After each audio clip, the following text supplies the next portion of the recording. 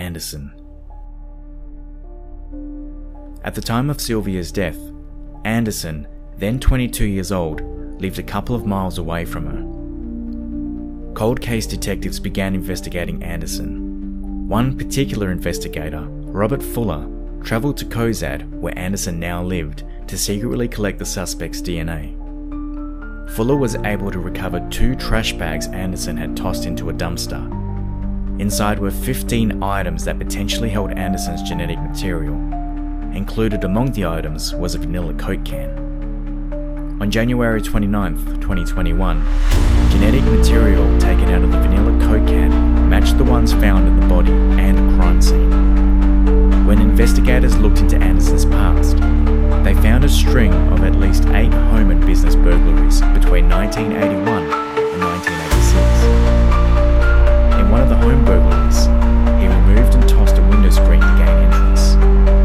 Anderson, now 62 years old, was arrested on February 10, 2021. The first photograph of Anderson in 1980. If anyone recognizes this photograph of him from this time period and has information surrounding or involving this case, we ask that you please call the Cherry Hills Village Police Department tip line at 720-305-9831. William and Mary Quayle didn't live to see their daughter's killer charged. William died in 1999, and his wife followed 10 years later. Our final case is the case of Bonnie Baker. On the night of June 30th, 1998, Baker was celebrating her recent promotion with some friends. Her boyfriend at the time showed up unexpectedly to the party. After a few tense moments, they both left, and that was the last time she was ever seen alive.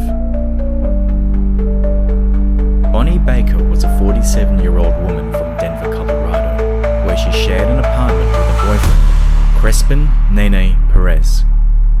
The couple had met at the Fort restaurant in Morrison, where they both worked. Baker was the perfect employee, never calling in sick, and always showing up on time.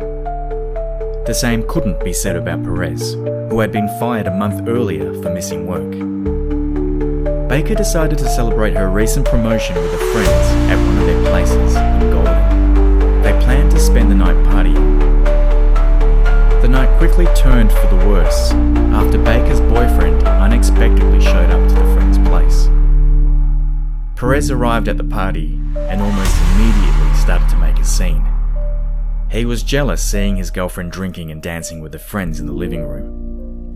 Several witnesses at the party later said that Perez looked as if he had taken illicit substances. His eyes were red and glazed, and he was very aggressive. He also continuously eyed everyone off at the party, attempting to instigate a fight with anyone who stared back. Baker's last known words to a friend were, "It would be better if I just go now, or it will be worse." The pair left the party early when the situation became heated. At around 8 p.m. that night, authorities received a phone call from an unidentified woman. She reported that a man had taken a woman's life in an apartment on West Louisiana Avenue. She also claimed that the man was about to drive to Mexico in a red vehicle with Colorado license plates, and the woman's body was in the trunk, which he was planning to dump somewhere along the way. When tracing the